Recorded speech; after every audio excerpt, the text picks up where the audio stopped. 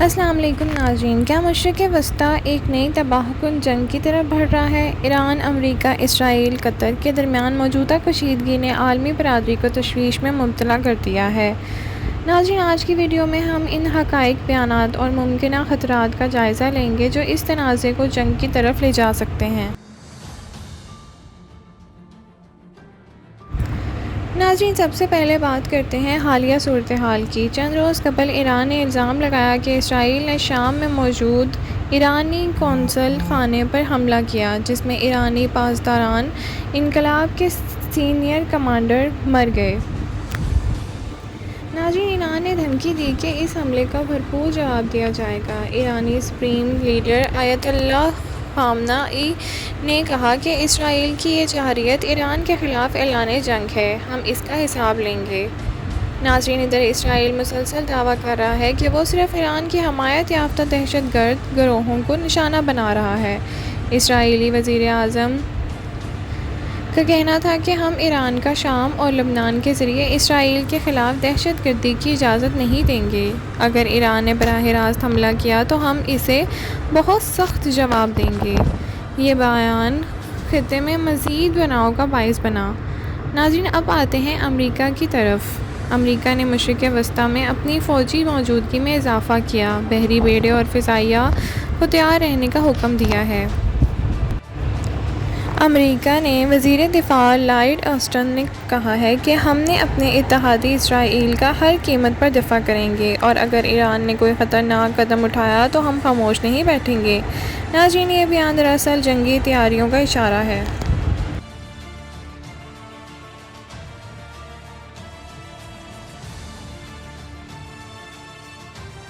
ناظرین، ایران کی جانب سے اس کے بعد میزائل تجربات کیے گئے۔ تہران میں عوامی مظاہرے بھی ہوئے جہاں لوگ امریکہ اور اسرائیل کے خلاف نعرے لگا رہے تھے۔ پاسداران انقلاب کے سربراہ جنرل سلامی نے کہا، ہم پر اس ملک کو نشانہ بنائیں گے جو اسرائیل کے ساتھ کھڑا ہوئے گا، چاہے وہ قطر ہو یا امریکہ۔ یہاں قطر کا نام آیا، ایک نئی بحث کا آغاز تھا۔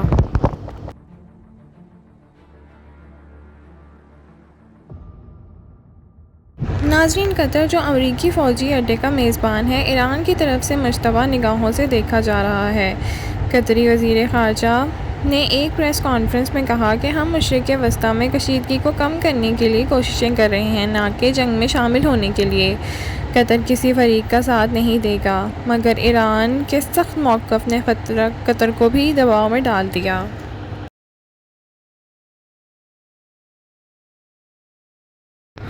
ناظرین، ادھر اقوام متحدہ کے سیکرٹری جنرل نے تمام فریقین سے تحمل اور مذاکرات کی اپیل کی۔ خطے میں ایک اور جنگ ناقابل برداشت ہوگی، ہم سب کو امن کا راستہ اختیار کرنا ہوگا، مگر زمینی حقائق اس کے برعکس دکھائی دے رہے ہیں۔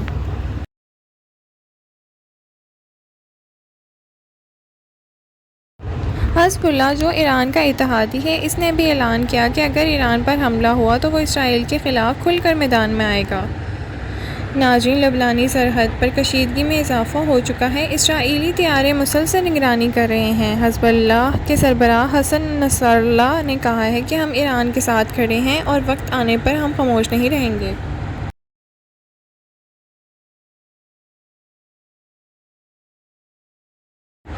ناظرین، صورتحال اس قدر نازک ہو چکی ہے کہ عالمی منڈیوں میں تیل کی قیمتیں بڑھ گئی ہیں اور سونا بھی مہنگا ہو رہا ہے۔ بین الاقوامی میڈیا مسلسل خبردار کر رہا ہے کہ اگر ایران نے براہ راست اسرائیل پر حملہ کیا یا امریکہ نے ایران پر پابندیوں سے آگے جا کر کوئی ایکشن لیا تو جنگ یقینی ہوگی۔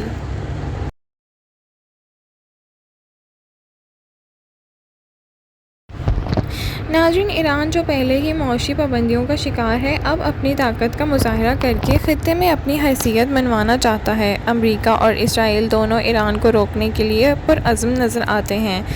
قطر جیسے ممالک بیچ میں پھنس گئے ہیں، جو امن کے خواہاں ہیں لیکن بڑے ممالک کی جنگی پالیسیوں کا سامنا کر رہے ہیں۔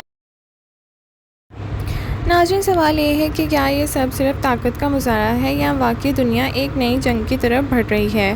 آپ کے خیال میں ایران، امریکہ، اسرائیل اور قطر کے درمیان کیا واقعی جنگ ہو سکتی ہے؟ کمنٹ سیکشن میں اپنی رائے کا اظہار کریں۔ ویڈیو اچھی لگی ہے تو لائک اور شیئر کرنا نہ بھولیں۔ Thank you for watching. اللہ حافظ۔